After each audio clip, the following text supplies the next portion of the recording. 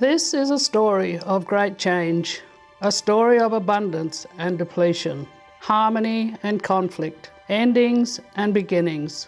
It's a story of water and plants, birds and animals, and of people who have loved this land, differently but deeply. It started in the dream time when Bunapan, the rainbow serpent, left behind its sunken trail in the land, filling with water when it rained. The winding path in the earth became the rivers and lakes and gave life to the land, the people and the animals. The Yorta Yorta people call this place home, and for thousands of years they lived here as one with the land.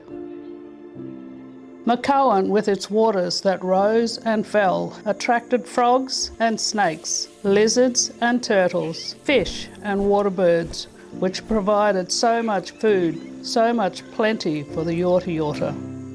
The land gave nourishment and the people gave in return, caring for country, respecting all the species that lived here. But then this place was taken from them. Others came to work this land, people in great numbers, with different skin, different animals, new language, and new ideas moved in and forced the Yorta Yorta out. People fought, but their home was taken. The farmers set to business, working the parcel of land they'd been allocated and now called their home. Through good years and bad, they worked hard, raising families, building communities, building a life here in this place. They grew familiar with every hill, every pool, every paddock. They too grew a strong connection with this land, differently but deeply. In a short time, the district grew and became known for its wheat, corn, sheep and cattle. The farms grew so thirsty that the waters that gathered here were no longer enough.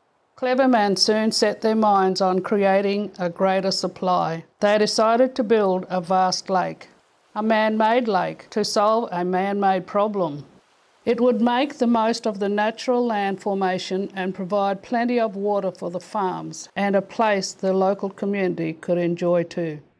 The farming families who now call this place home had to make way for progress. People fought, but 16 farms were taken. Many lives were moved to make way for the lake.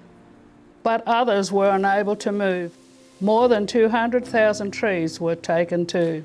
200,000 life-giving trees and the creatures they house went under, sacrificed when the big water came.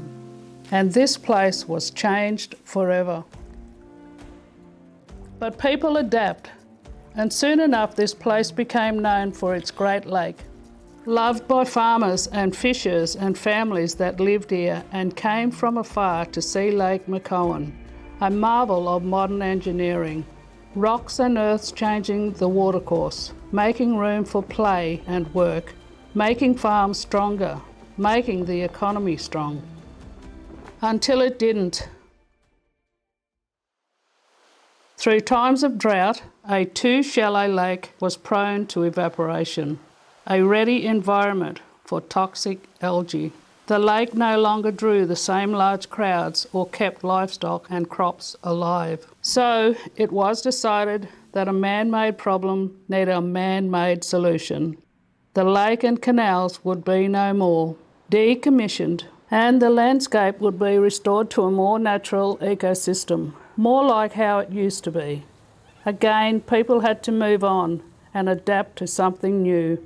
Again, people fought, but their lake was taken.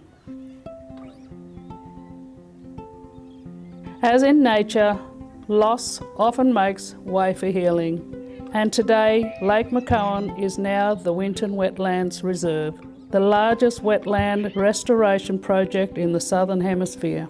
Today, people are trying to restore life to this place on the traditional lands of the Yorta Yorta. Each day, people are coming here to plant trees, count species, and restore habitats. They come here to learn about the land and learn from its stories.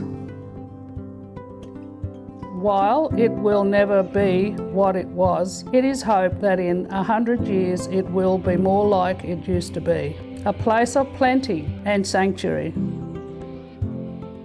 Today, amid the deadened trees, plant life and creatures are returning. Today you will find lots of new life and new hope for this beautiful land and all of its people.